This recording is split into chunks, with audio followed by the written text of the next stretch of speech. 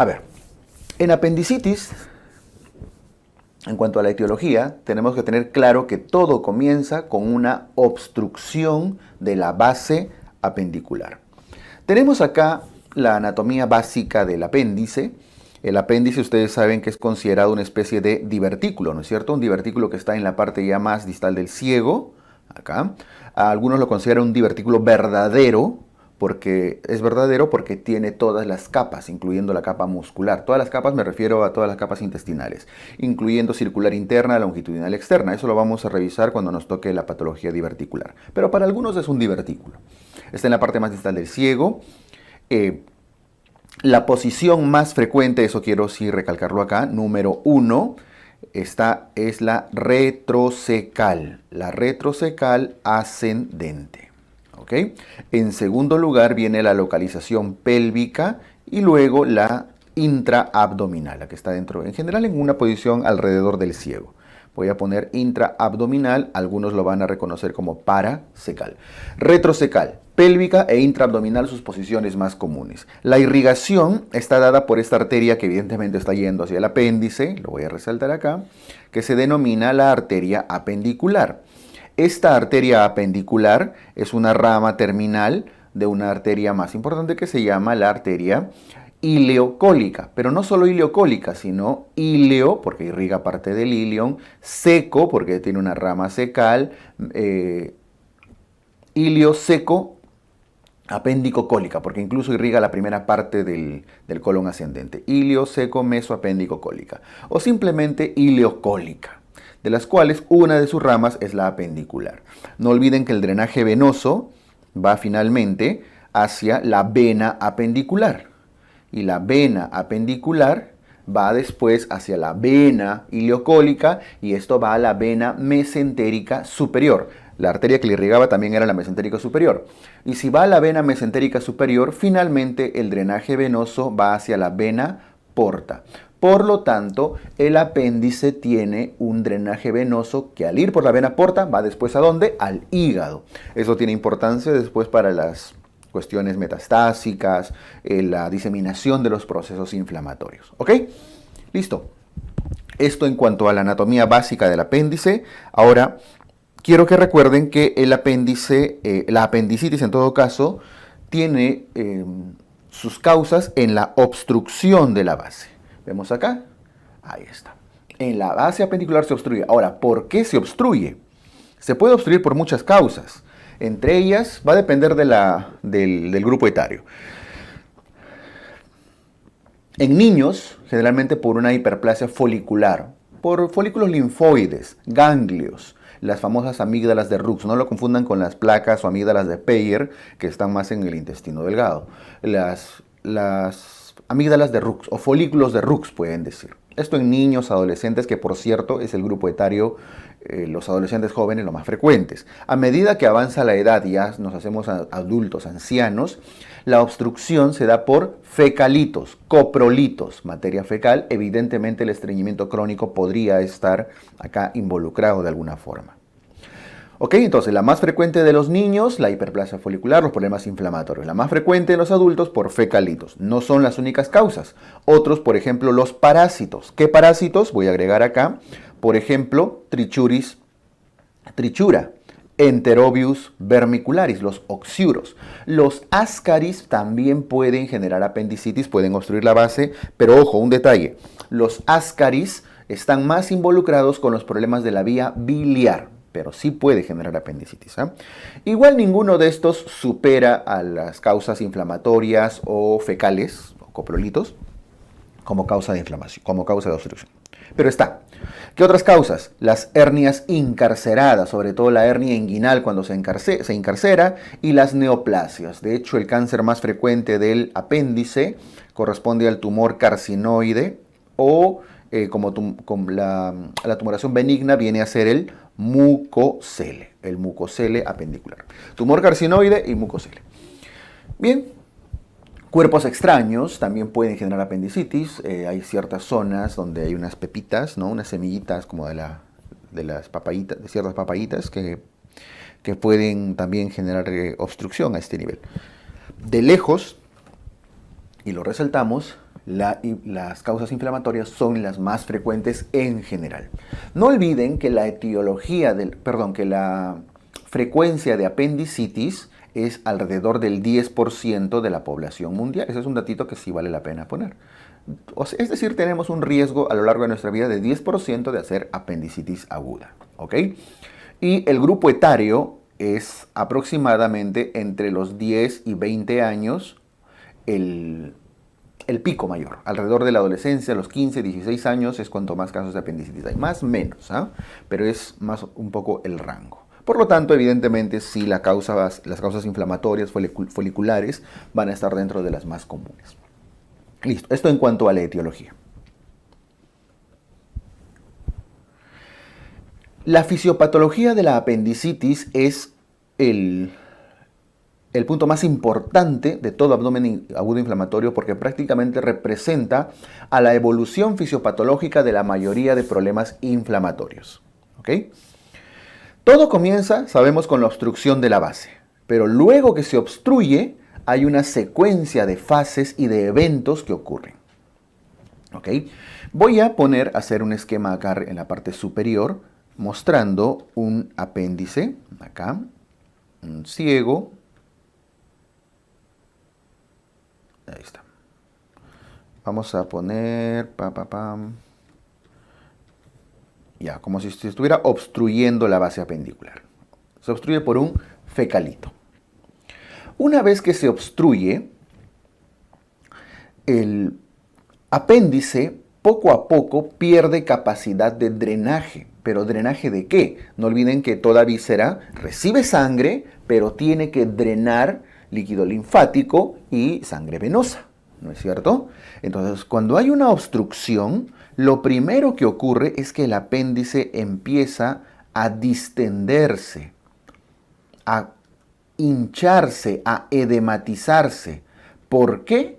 Porque no hay un adecuado drenaje linfático ni venoso, que por cierto son las primeras estructuras que se obstruyen, porque son las que llevan menos presión, ¿no es cierto? Sigue recibiendo sangre, pero no lo puede drenar. Esto genera que el apéndice empiece a edematizarse. Significa que su pared se empieza a engrosar, a aumentar de tamaño. Y al edematizarse, al engrosarse, cada vez va aumentando más la presión que evita el adecuado retorno linfático y venoso. ¿Esto qué genera? Que la capa más externa que tiene el apéndice, que es la serosa, empieza a estirarse. ¿Por qué? Porque se está aumentando de tamaño la víscera. ¿Y se acuerdan qué tipo de inervación tiene la serosa? Por cierto, la serosa es peritoneo visceral. ¿Recuerdan de embriología? Es peritoneo visceral.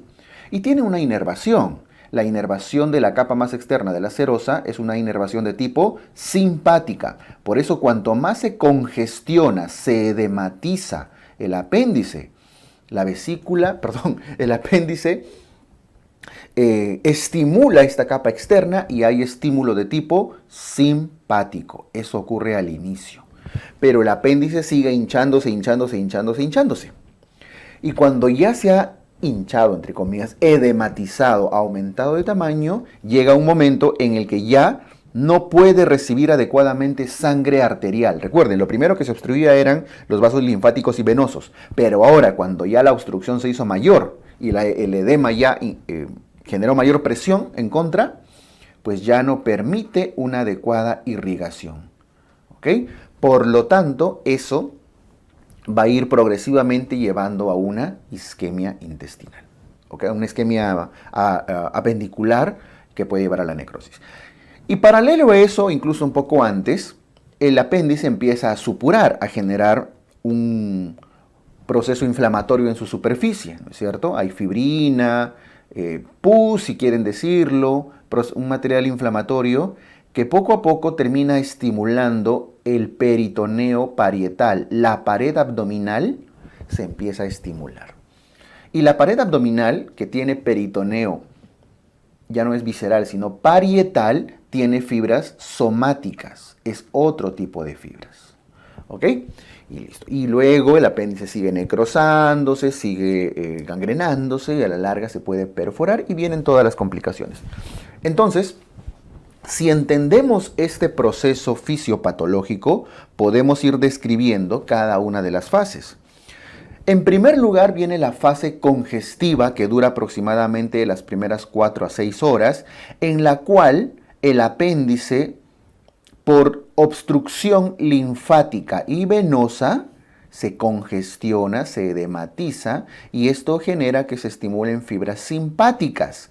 Por cierto, las fibras simpáticas son tipo C. ¿Qué significa ser tipo C? Tienen poca mielina o son amielínicas. ¿Y qué pasa si una fibra nerviosa tiene poca mielina? No conduce adecuadamente el dolor y en general cualquier impulso nervioso. Por lo tanto, al no haber una buena conducción nerviosa, una conducción del dolor, el dolor se hace inespecífico, mal localizado, que la persona no sabe si realmente le está doliendo ni dónde ocurre esa sensación que parece dolor. El estímulo de fibras simpáticas también genera otra sintomatología. No olviden de gastroenterología que el estímulo simpático inhibe las funciones gastrointestinales, entre ellas inhibe el peristaltismo, generando íleo y otras cosas. Inhibe el apetito, por eso genera hiporexia, pérdida del apetito. Por eso dicen que una persona que tiene un problema quirúrgico, pues no tiene hambre, ¿no? Si tiene hambre es porque no es grave. Entonces pierde el apetito. Pierde un adecuado peristaltismo, pierde un adecuado vaciamiento gástrico y genera náuseas. Todo por el estímulo simpático y genera un dolor de tipo visceral. ¿Y cómo era el dolor de tipo visceral? Era un dolor inespecífico. ¿Ok? Muy bien, era un dolor inespecífico.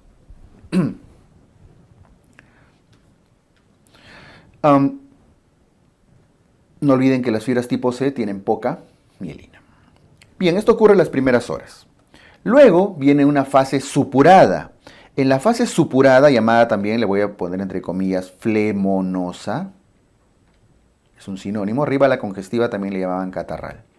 4 a 6 horas después, cuando viene la fase supurada, el apéndice, ¿qué le pasaba? Estaba ya con contenido inflamatorio alrededor, ya empieza a haber cierta proliferación bacteriana y estimulan la pared abdominal. La pared abdominal ya no tiene fibras simpáticas, sino tiene fibras somáticas, que son tipo A.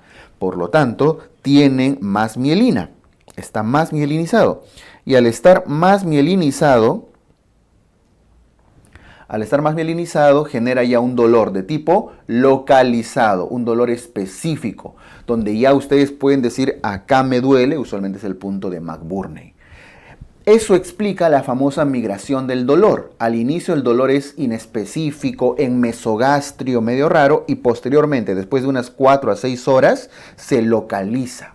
Por eso se explica la migración del dolor en la evolución de la apendicitis, ¿ok? Y hay proliferación bacteriana, sobre todo de gram negativos. El más representativo acá es E. coli, Escherichia coli. Bien, entonces al inicio el estímulo simpático, luego un estímulo somático que genera ya toda una migración del dolor. Luego viene la tercera fase necrosada o gangrenada, que más o menos ocurre después de unas 12 horas de iniciada la obstrucción de la base, que es donde empieza todo. Y hemos visto que en la fase necrosada, luego de 12 horas, no hay adecuada irrigación arterial. Por lo tanto, el apéndice hace isquemia. Hace focos de necrosis y termina necrosándose. Por eso dice isquemia visceral. ¿Y qué pasa si ya no llega adecuada sangre arterial? Hay poco oxígeno. El apéndice se encuentra en un escenario de hipoxia. Por lo tanto, predominan bacterias anaerobias, proliferación de anaerobios. ¿Y cuál es el anaerobio más representativo? El Bacteroides fragilis. E. coli no es un anaerobio. Aquí lo que representa es que en esta fase de necrosis proliferan los dos, pero proliferan más los anaerobios facultativos, ¿no? Como Bacteroides fragilis. Y no olviden que una víscera que está haciendo isquemia, clínicamente se suele manifestar con fiebre, elevación de la temperatura, leucocitosis que poco a poco se va haciendo más severa. Incluso hay elevación del PCR, proteína C reactiva, incluso puede haber elevación de lactato deshidrogenasa, LDH, lo vamos a ver ya en el diagnóstico. Pero se va explicando por qué, por un proceso de isquemia de la víscera. Y una vez que la víscera ya ha hecho focos, centros de isquemia, centros de necrosis, ya es muy probable que se perfore y es la fase ya final, ¿no?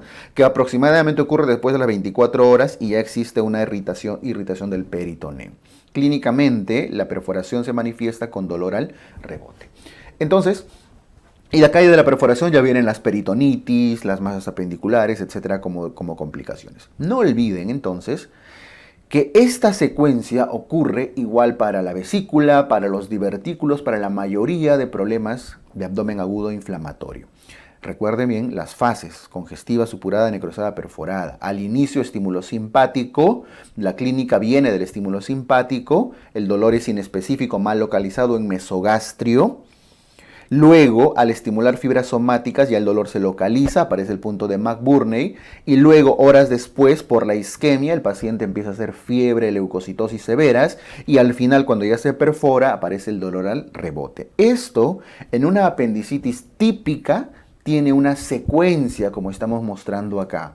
Una secuencia. Es difícil que la fiebre aparezca antes del dolor visceral, porque la fiebre es cuando ya se está necrosando. Ojo, no imposible, no imposible. De hecho, solo la mitad de las apendicitis hacen este cuadro típico.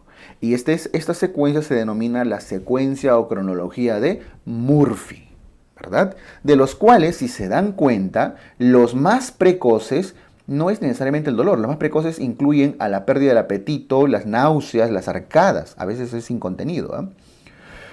Pero la hiporexia suele ser uno de los más precoces. Si entienden la evolución fisiopatológica, van a poder entender bien la clínica. Y no olviden que en abdomen agudo inflamatorio lo más preguntado es el diagnóstico. Y es justamente hacia donde vamos a ir. De la perforación vienen luego las demás complicaciones.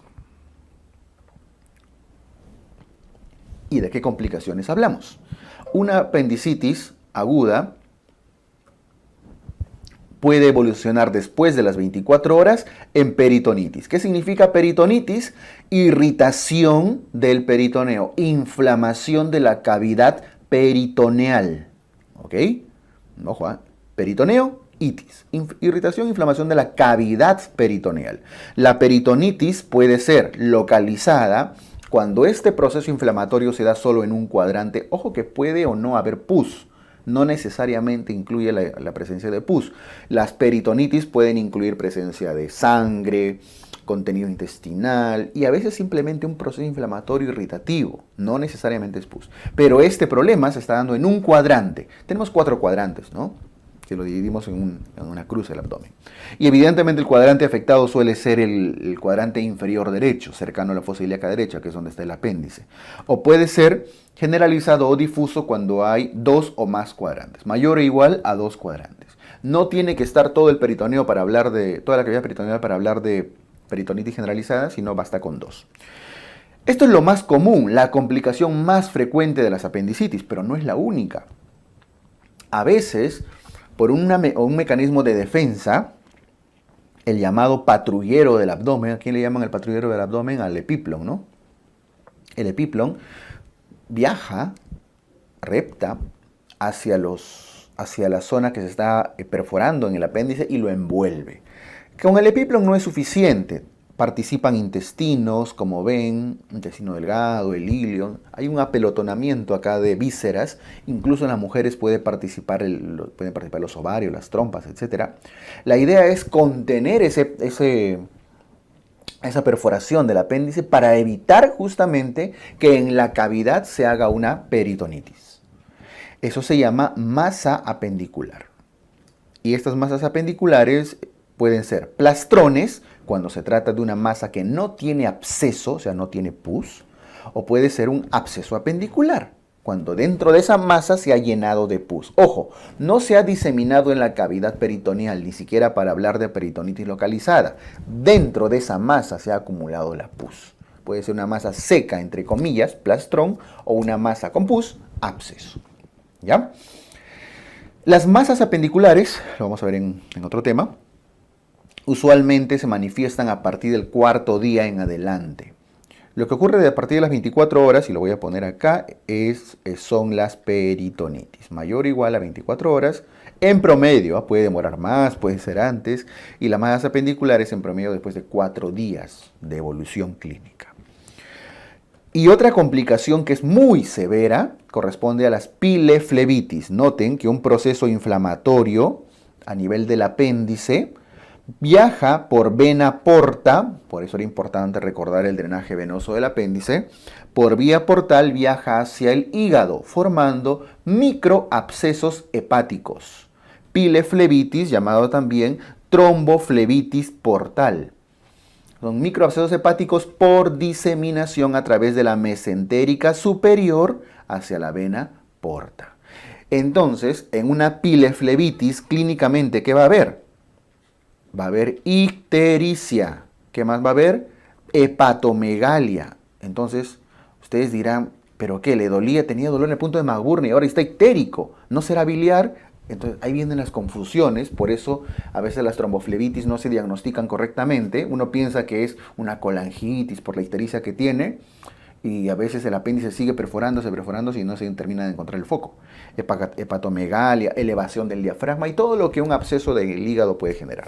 Esta es una complicación altamente mortal por el gran compromiso hepático que se puede generar. ¿Ok? Listo. Esto respecto a las complicaciones de la apendicitis. La más frecuente es la peritonitis, pero la más mortal, incluso con tratamiento antibiótico, es la pileflebitis.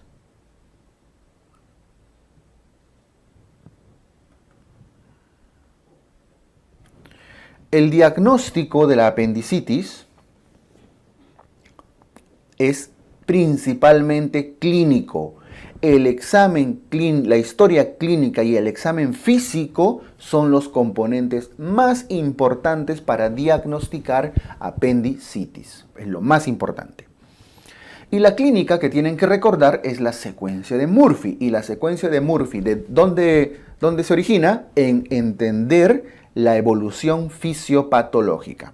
La secuencia de Murphy tiene como signo, como hallazgo más o síntoma más precoz a la hiporexia. Pero ojo, si bien es precoz, es altamente inespecífico.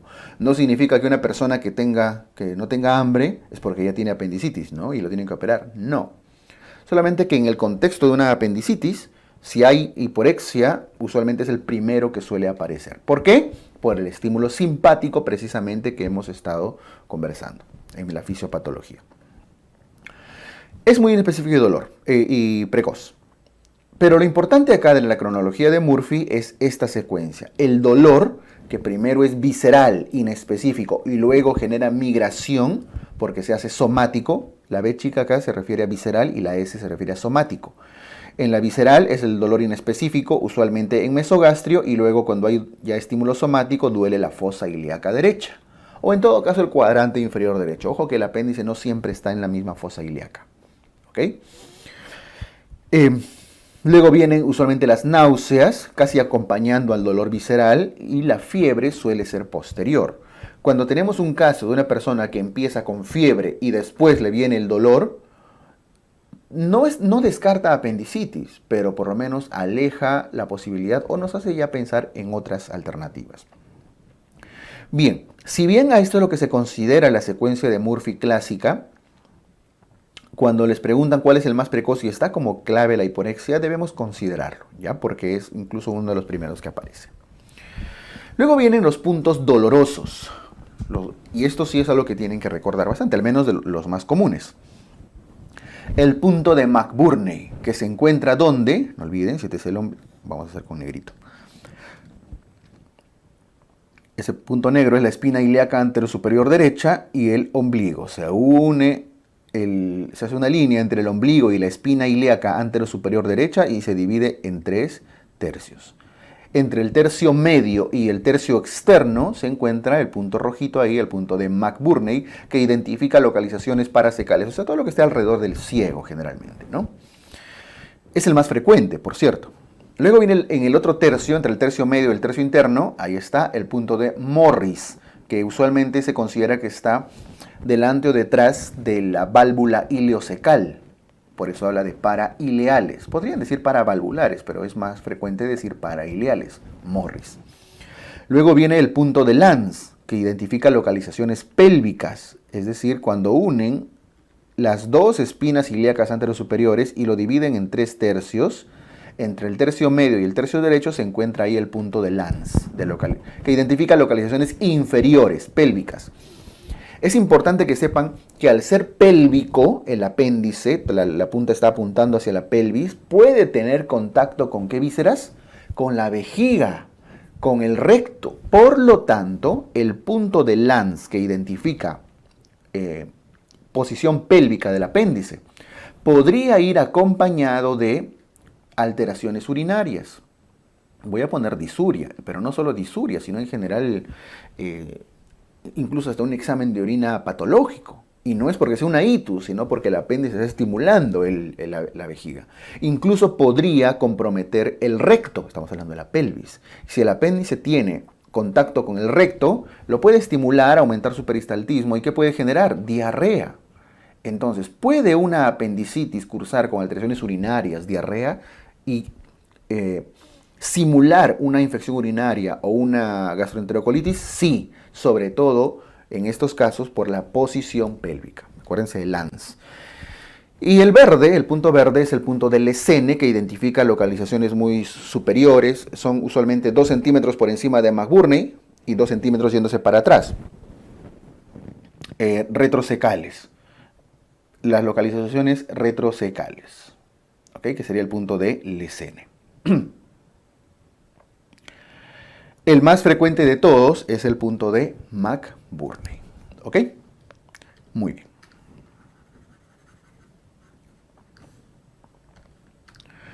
Ahora,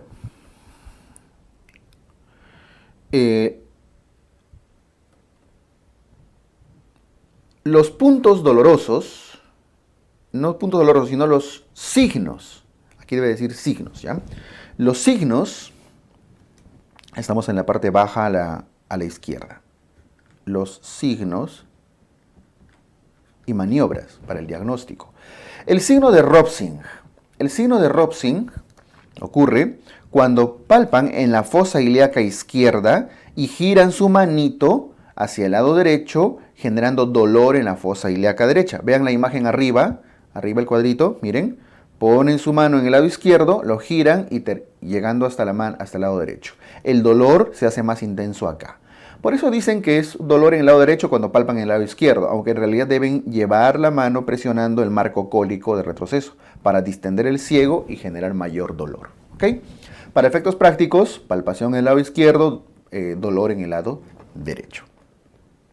El signo de Bloomberg hace referencia al dolor al rebote, que generalmente está relacionado con peritonismo, ¿no? Con irritación peritoneal. El signo del iliopsoas y el signo del obturador. Iliopsoas es con el paciente en decúbito lateral y hace una extensión de la cadera hacia atrás.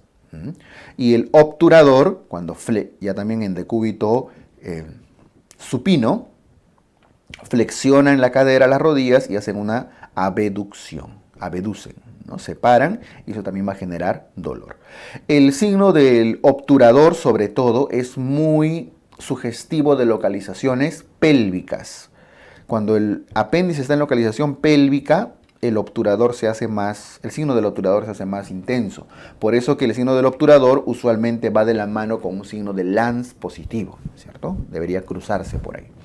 Hay otros signos como el signo de Musi, que es otra forma de mencionar el dolor al rebote. El signo de Horn, cuando traccionan, TD significa el testículo derecho. Y al traccionar el testículo derecho, jalan el huevito derecho y duele la fosa ilíaca derecha. ¿Por qué? ¿Qué tiene que ver el testiculito con la fosa ilíaca? Hay una comunicación muscular. No olviden que al testículo derecho, parte de la estructura que le da sostén es el músculo cremaster. Y el músculo cremaster es una prolongación de las fibras del músculo oblicuo interno de la pared abdominal. Entonces tiene sentido. El oblicuo interno en la pared, cuando ya llega al canal inguinal, se convierte en músculo cremaster o algunas de sus fibras especializadas. Entonces hay esa comunicación y ese dolor reflejo. Entonces muchas veces incluso una apendicitis puede cursar con dolor testicular y simular. Y uno piensa que el problema está en el testículo, será una torsión, será una orquitis y a veces el problema está en el apéndice. ¿Ok? Signo de Horn. Y listo. ¿Qué exámenes auxiliares? Hemos dicho que el diagnóstico de la apendicitis es eminentemente clínico. Clínico. Entonces, los exámenes auxiliares son totalmente de ayuda diagnóstica. ¿Ok? De ayuda diagnóstica. El más específico de todos los exámenes auxiliares, si estamos hablando de imágenes, es la tomografía. La tomografía idealmente contrastada, aunque no siempre hay que ponerle contraste si es que hay contraindicaciones. Una tomografía simple ya debería poder diagnosticar una apendicitis mostrando lo que hemos comentado desde la fisiopatología, la dilatación y el engrosamiento de la pared. Aquí estamos viendo esa línea blanca alrededor, es la pared engrosada y dilatado del apéndice, ¿no? Vamos a dar medidas ahora. Es el más específico y que diagnostica como un gold estándar la mayor cantidad de apendicitis. Sin embargo, en mujeres gestantes y jóvenes no se hace ecografía, al menos no de inicio. Sobre todo si ya está gestando, no se le puede hacer. Y si es una mujer joven, en edad fértil, siempre hay que sospechar la posibilidad de una gestación y no mandar a tomografía de frente, disculpen, sino a ecografía. ¿Ok? La ecografía tiene el mismo fundamento, encontrar la dilatación apendicular con el engrosamiento de su pared, con el edema.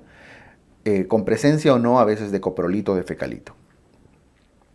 El hemograma es un examen útil y van a encontrar aumento del recuento leucocitario, más de 10.000 leucocitos usualmente, y más específico sería con desviación izquierda, considerando una neutrofilia por encima del 75-80% o más del 5% de elementos abastonados, ¿no? ¿Ok? La leucocitosis con neutrofilia, ¿no? Desviación izquierda. La elevación de PCR y de LDH son útiles, no son muy sensibles, de hecho la sensibilidad es muy baja, pero cuando aparecen pueden ser más específicos. No superan de ninguna manera la leucocitosis como elemento diagnóstico, además que es más caro, menos accesible y demás cosas.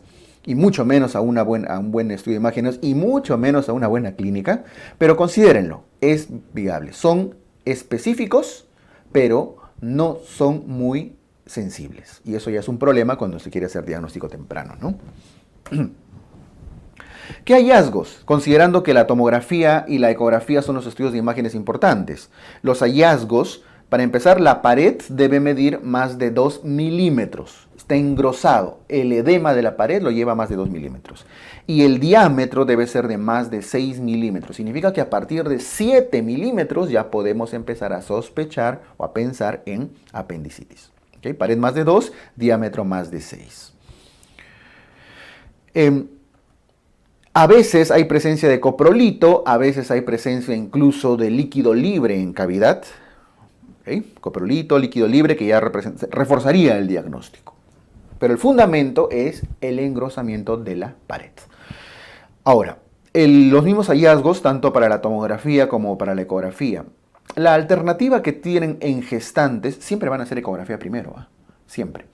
Pero si en gestantes necesitan más especificidad, porque de repente la ecografía no fue muy útil, no identificó el apéndice o qué sé yo, siempre tienen la posibilidad de realizar una resonancia magnética nuclear. ¿Okay? Una resonancia magnética. Como estudio alternativo en las gestantes para evitar la irradiación que puede generar la tomografía. Y de hecho tiene sus particularidades porque tienen que evitar gadolinio y algunas otras sustancias. ¿Bien? Listo. Esto en cuanto al diagnóstico de la apendicitis aguda y recalco la importancia de un buen examen físico. Incluso cuando se hace la ecografía, muchas veces hacer la ecografía y presionarlo en el punto de McBurney, a veces combina ambas técnicas y combina ambos criterios y puede reforzar más el diagnóstico. Pero no es nada más que en vez de usar la mano usan el ecógrafo, ¿no? Ya está. Bien, eso con el diagnóstico. La escala de Alvarado de apendicitis tiene estos criterios. Migración del dolor da un punto. Bueno, cada uno de los criterios acá dan un puntito, o algunos dan 2. Pero recuerden, migración del dolor, un punto. Anorexia o pérdida del apetito, o hiporexia, como se lo vayan a plantear, un puntito. Náuseas y o vómitos, cualquiera de los dos. Puede simplemente tener las arcadas de las náuseas y no vomitar nada, un punto. El dolor en el cuadrante inferior derecho, ojo que no dice fosa ilíaca derecha, puede ser en el cuadrante inferior, incluso en el flanco derecho, porque a veces el apéndice no está totalmente posicionado en la fosa. 2 puntos. El dolor al rebote, el peritonismo, el Bloomberg, el Musi, un punto. La elevación de la temperatura, la fiebre, un punto. Miren, la leucocitosis, 2 puntos. Y la división izquierda, con predomina bastonados, neutrofilia, etcétera, un punto. Ya lo conocen esto por lectura de hemograma, ¿no? Entonces, todo suma 10 puntos. ¿Cuáles son los dos más importantes? Más importantes por el valor que tienen, ¿ah? El dolor en el cuadrante inferior derecho y la leucocitosis. ¿Qué es Mantrels? Mantrels es de alguna manera mnemotecnia, el acrónimo, pero de las palabras en inglés. Es una forma de recordar la escala de Alvarado. Por eso algunos le dicen escala de Mantrels. M de migración del dolor. A de anorexia. N de náuseas. T, pero dolor no se escribe con T. Bueno, en inglés la irritación, y esto se refiere a tenderness. Viene la T de tenderness de una irritación en el cuadrante inferior derecho. R de rebote. E de elevación de la temperatura, fiebre. L de leucocitosis y S de shift to the left, la desviación izquierda. Y ahí de la mnemotecnia inglesa viene la palabra Mantrels, ¿ok? No olviden que los dos valores, les decía, que más puntaje dan a la escala de Alvarado es la palpación, un buen examen físico encontrando dolor en la fosa ilíaca derecha o cuadrante inferior derecho, y un buen hemograma encontrando leucocitosis. ¿Está bien? ¿Cómo se interpreta? Si es que Alvarado les sale entre 1 y 3, o sea, es un Alvarado chiquito, ¿no? La posibilidad de apendicitis es muy baja, entonces tienen que buscar otras causas de dolor. Ojo que no dice que no sea quirúrgico, ¿eh? Probablemente hay otro problema por el que se tengan que operar. Incluso hasta podría ser un problema ovárico si es una mujer, etc. Pero hay que seguir explorándolo, hay que seguir investigando. No significa dar de alta ni nada de esto, pero buscar otras causas de dolor. Si es que Alvarado sale en un valor intermedio, 4, 5, 6, significa duda diagnóstica. Y ante la duda diagnóstica, miren que ya han hecho todo su estudio físico, tienen que recurrir a exámenes auxiliares. Y el gol estándar acá es la tomografía. Ahora, no siempre van a poder hacer tomografía. Eventualmente va a poder ser una ecografía. ¿Qué pasa si la tomografía y o la ecografía no son útiles? O no les dan una buena imagen, ya sea por técnica o por sí que simplemente no hay. Pero William, en mi hospital no hay tomógrafo. Bueno, pues habrá un ecógrafo. No hay ecógrafo. William, no hay ni luz en mi hospital. Ya, ¿qué vamos a hacer? No hay imágenes que les puedan hacer. Entonces, ¿qué alternativa tengo? No lo voy a operar. No le voy a dar de alta. Este es un concepto para todo. Si tienen duda diagnóstica, no se opera de frente. Es mejor en apendicitis esperar 12 horas. 12 horas. Significa a la siguiente guardia, ¿no es cierto? Que le evalúe el siguiente turno. Y 12 horas después le piden un hemograma. ¿Por qué? Porque 12 horas después tienen que volver a calcular la escala de Alvarado. Se supone que si tiene 4, 5, 6 el paciente no está grave, ¿no? No están dejando un paciente muy perforado o algo, porque si no, todo hubiera salido los valores volando. Miren que basta con dolor en fosa ilíaca derecha, leucocitosis y fiebre, ya tienen 5 prácticamente. Agregan una desviación izquierda o algo por aquí, rebote, y ya les sale 7 o más. Entonces, no se está dejando un paciente en mal estado. La duda diagnóstica implica confirmar, y si no pueden confirmar, esperar, con un hemograma 12 horas después. Antes de hablar del rojo, ¿qué pasa 12 horas después? Si 12 horas después Alvarado les sale entre 1 y 3, Entonces, listo, era otra cosa, se ha mejorado, otras causas de dolor. Explorar otras cosas. Pero mayor o igual a 4, 12 horas después ya implica operarlo. Apendicectomía. ¿Ya? En el normal, antes de las 12 horas, en la primera evaluación, con entre 1 y 3, otras causas de dolor. Entre 4 y 6, imágenes, tomografía. 7 a más justifica operarlo, apendicectomía. Pero si esperan, en la duda diagnóstica le hacen un hemograma y recalculan su Alvarado 12 horas después, de repente bajó la fiebre, de repente ya el hemograma ha mejorado, qué sé yo, ha empeorado. Si le sale entre 1 y 3, otras causas, y basta con 4 para operar al paciente, porque ya no van a seguir esperando 12 horas, ¿no? Ahí sí ya tienen una duda que ya amerita una exploración, generalmente una laparoscopía exploradora. Bien, listo.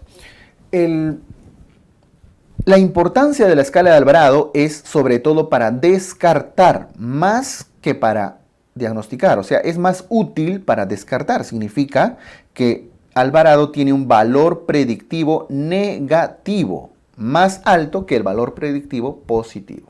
¿Ok? Hay modificaciones de Alvarado. Hay Alvarados que consideran en base a 9 puntos.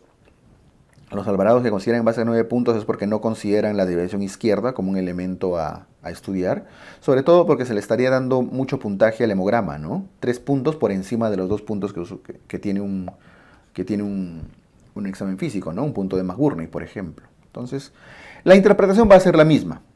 Igual, entre 1 y 3, entre 4 y 6, de 7 a más. Ahí no hay variación. ¿Ok? Listo.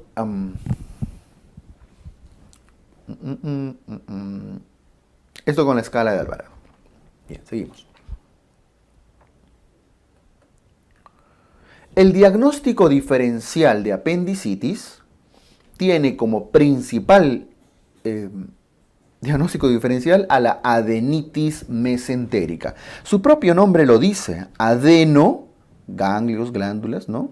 Itis, inflamación de las glándulas del mesenterio. El mesenterio es esta estructura, el meso, que sostiene y lleva la irrigación a prácticamente todo el tracto gastrointestinal en el abdomen. El colon tiene su meso, el ilien tiene su meso, el apéndice tiene su meso, y estos tienen ganglios, y esos ganglios usualmente se inflaman. Entonces, no es un problema porque se obstruyó la base del apéndice, sino porque los ganglios alrededor están inflamados. Y esto puede ocurrir por cualquier problema viral. De hecho, un catarro, un resfrío, una faringitis, un proceso diarreico puede inflamar ganglios. ¿Okay? Esto es más frecuente en los niños, en los adolescentes, la adenitis mesentérica. Incluso un cuadro de COVID que se hizo tan frecuente puede generar una inflamación ganglionar sistémica incluso y puede simular una apendicitis por el dolor cercano en esta zona. Bueno, la adenitis mesentérica usualmente ocurre por una infección viral previa, una infección viral respiratoria, podría ser gastrointestinal. Y no olviden que las infecciones virales generan en el hemograma elevación de leucocitos, sí, pero a predominio de linfocitos. No hay desviación izquierda, hay linfocitosis. No hay desviación izquierda. ¿Ok? Muy bien. Es el diagnóstico diferencial más importante, sobre todo en niños. Otro diagnóstico diferencial es la diverticulitis de Meckel.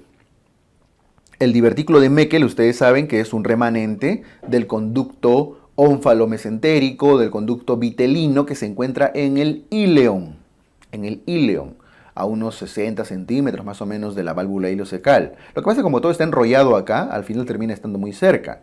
Y el divertículo de Meckel, que depende del íleon, no del ciego, muchas veces está muy cercano al apéndice y a veces se inflama, también por obstrucción, y simula un cuadro muy similar al de la apendicitis. Es muy común en niños, adolescentes, es absolutamente igual en cuanto a cuadro con la apendicitis porque prácticamente se parecen bastante.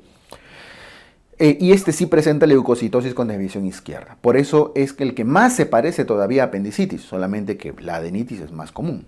Ahora, no son los únicos diagnósticos diferenciales, existen otros diagnósticos Por ejemplo, un embarazo ectópico puede simular apendicitis, solamente que aquí tienen que tener datos de fecha de última regla, amenorrea, etcétera, ¿no? El embarazo ectópico, las gastroenteritis, cualquier problema diarreico puede simular una apendicitis, incluso hasta puede coincidir, una infección del tracto urinario, una neumonía. ¿Qué cosa? ¿Qué tiene que ver el tórax, una neumonía con el apéndice? Las neumonías, sobre todo basales del lado derecho, que tienen contacto ya cerca con el diafragma, puede generar un dolor reflejo en fosa ilíaca derecha y puede simular una apendicitis. Las neumonías basales derechas y en general cualquier problema, las torsiones anexiales, las enfermedades pélvicas inflamatorias, es decir, todo lo que pase en el abdomen, la pelvis, incluso parte del tórax, puede ser diagnóstico diferencial de apendicitis. Acá les he mencionado básicamente los más comunes, los más comunes sobre todo con un enfoque de pregunta, ¿no? Bien.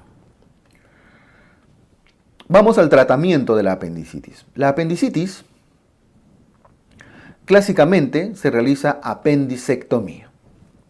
Hay tendencia a realizar ciertos tratamientos antibióticos, evitar la cirugía, pero esto aplica sobre todo para algunos casos no complicados, ¿ok? No complicados y que no sea un coprolito la causa, porque no van a deshacer el coprolito con antibióticos, ¿no? Entonces hay criterios. De hecho, en la fase más dura de la pandemia por COVID, cuando los centros quirúrgicos estuvieron colapsados, cerrados, y solo se operaba lo muy, muy, muy necesario, urgente,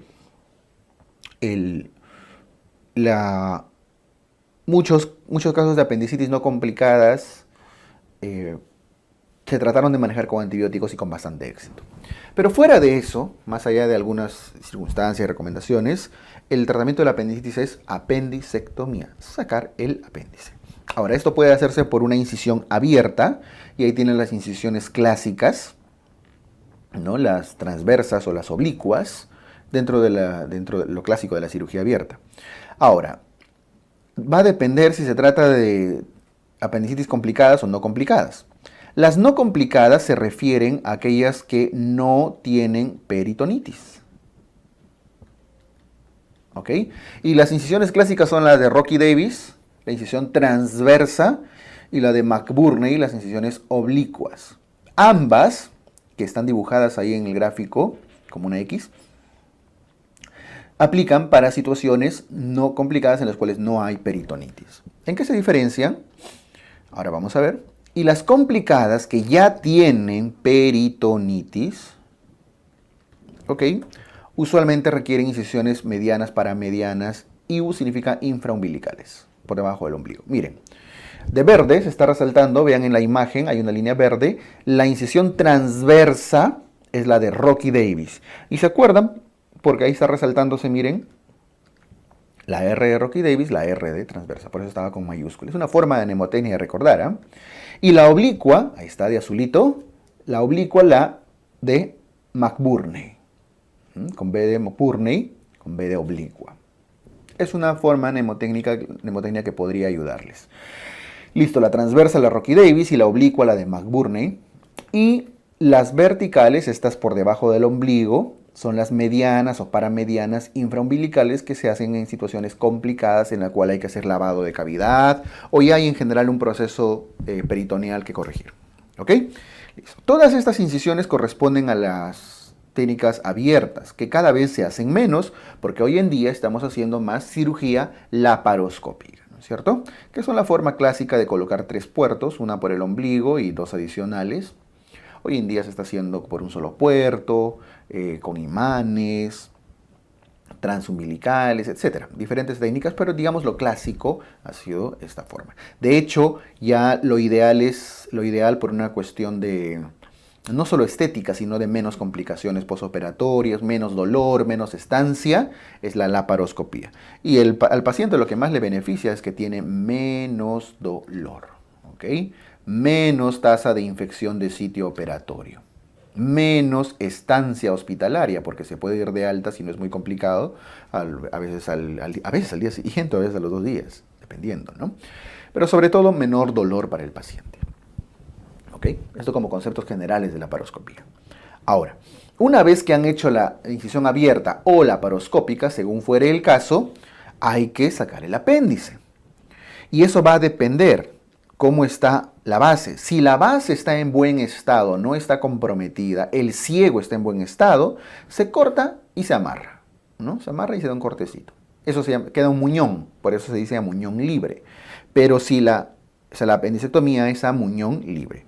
Pero si la base está en mal estado, comprometido, perforado, con el ciego en mal estado, se tiene que hacer una jareta invaginante. Es decir, se corta el apéndice, pero se sutura alrededor, no se amarra. Se hace una sutura circular en forma de jareta o de bolsa de tabaco, que es como se le conocía. ¿Ok? Ahora, eso es respecto a la apendicectomía. ¿Qué pasa si hay peritonitis? Si hay peritonitis, tenemos que ver. ¿Se trata de una peritonitis localizada o generalizada? Si es localizada, el manejo incluye apendicectomía, sección del apéndice,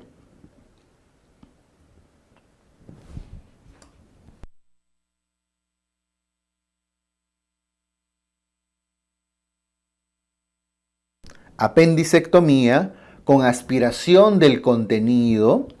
Aspiración del contenido, algunos le llaman drenaje, por eso les puede confundir. Drenaje se refiere simplemente a aspirar el contenido purulento, aspiración o drenaje con su respectiva antibiótico terapia. Algunos usan más la palabra drenaje, pero no se refiere a dejarle se refiere a aspirar. ¿Ok? Apendicectomía más drenaje más respectiva antibiótico terapia. Y si se trata de una peritonitis generalizada, acá no es base, acá es generalizada o difusa, se hace apendicectomía más lavado de cavidad más antibiótico terapia. Esto es lo importante en las difusas o generalizadas, lavar la cavidad, cosa que no se hacía en la localizada, porque al ustedes lavar la cavidad, echar cloruro, suero para lavar, se terminaba diseminando más y lo que era localizado lo terminan generalizando, ¿no es cierto? Entonces el lavado de cavidad es más para peritonitis generalizadas o difusas. Lo cual con la laparoscopía un poco es controversial, porque ahora con la laparoscopía en las localizadas también se puede lavar, solamente que se trata de un lavado controlado, ¿no? Si por ahí ven alguna vez esa palabra lavado controlado, tal vez sí sea una buena opción para peritonitis localizada. Pero en conclusión, la diferencia en el manejo de las peritonitis es que la generalizada se lava la cavidad. En ambos casos tienen que administrar antibióticos. Y los antibióticos deben incluir antibióticos para gram negativos y para anaerobios. El esquema, siempre preguntan o sea, no en el examen, sino siempre en las dudas, nos suelen comentar, ¿y cuál es el esquema recomendado? Cualquiera que incluya gram negativos y anaerobios. Ok, cualquiera. Respetando siempre el uso racional de antibióticos, ¿no es cierto? Porque no van a lanzarse de frente con ertapenem, por ejemplo, ¿no? Pero estoy cubriendo ambos. En las guías americanas siempre recomiendan como de primera línea piperacilina tazobactam, ¿no? El famoso pipetazo, lo cual no está muy disponible en ciertas regiones, en nuestro medio. Entonces se suele hacer combinaciones de aminoglucósidos, amicacina, con metronidazol, a veces con clindamicina, ciprofloxacino con metronidazol, etc., ¿no? O alguna cefalosporina de segunda generación combinado con metronidazol, siempre cubriendo ambos esquemas. El asunto es que el tiempo promedio debe ser un promedio de 5 a 7 días. Esto si es que quieren sacar un tiempo aproximado, 5 o 7 días de antibióticos. Lo cierto es que algunas guías recomiendan que se da antibiótico intravenoso hasta 48 horas después de cedida la fiebre. Porque después de operarse todavía va a haber fiebre un día más y a veces otro día, ¿no? No por infección de la herida, sino por el propio proceso inflamatorio. Disminuye la fiebre, usualmente reciben 2 días más de tratamiento intravenoso y luego se van de alta con vía oral. Se puede continuar incluso, pero eso va a depender de criterios clínicos. Bueno, para efectos prácticos, 5 a 7 días de antibióticos.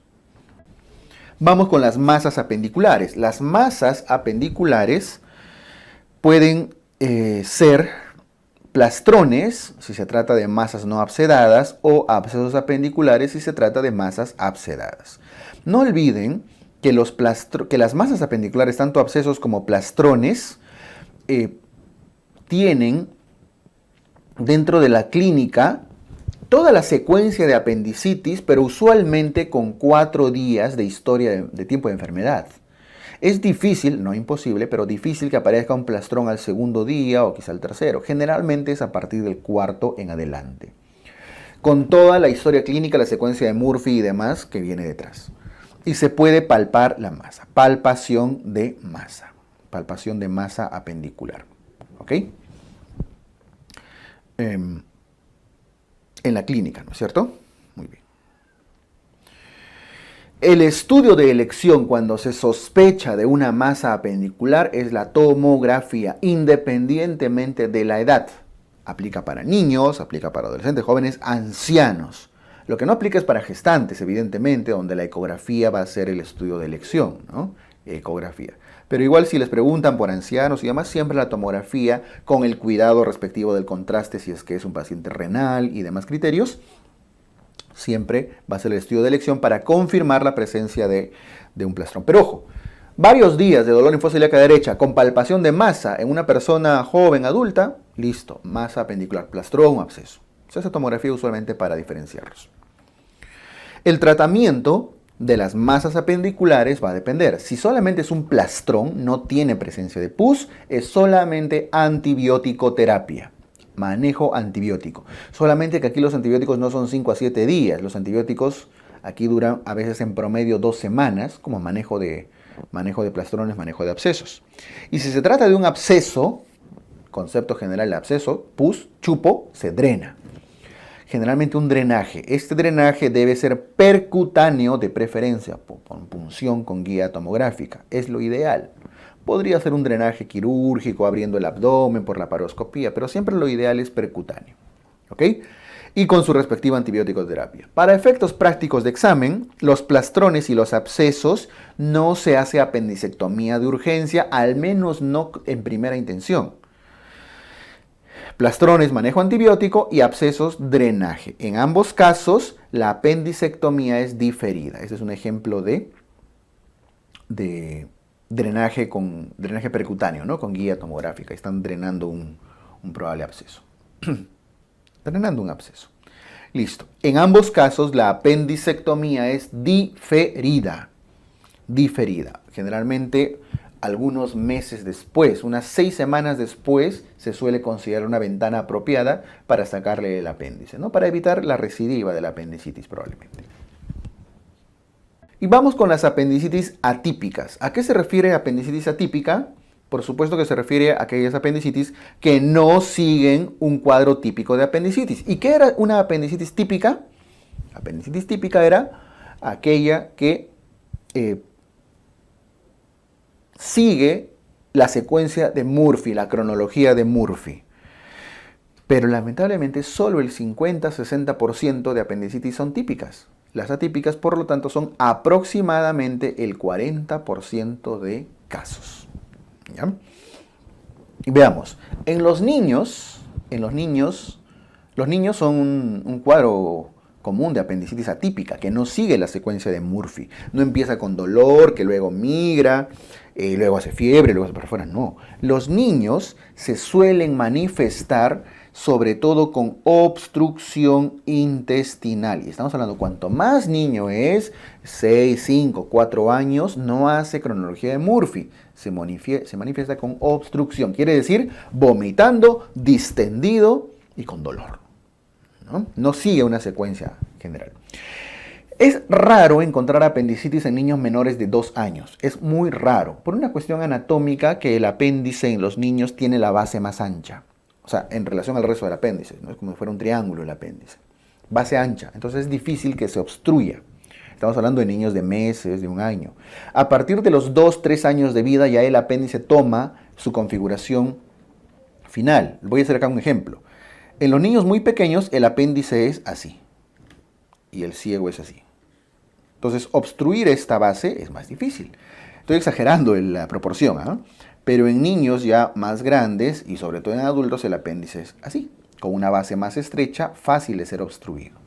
Entonces esa es una de las razones anatómicas por las cuales los niños pequeñitos, menores de 2 años, 1 año, tienen menos probabilidad de hacer apendicitis. No imposible. Se manifiestan con obstrucción y además tienen más tasa de complicaciones. ¿Por qué? Hay un dato. Porque tiene el epiplón corto, tiene más facilidad de perforarse, su peritoneo todavía no está desarrollado por completo, entonces se hace peritonitis con más facilidad, se complica más rápido. ¿Ok? Igual el resto, el diagnóstico es con examen físico, tomografía de ser necesario, etc. Eso sí, sigue la misma secuencia.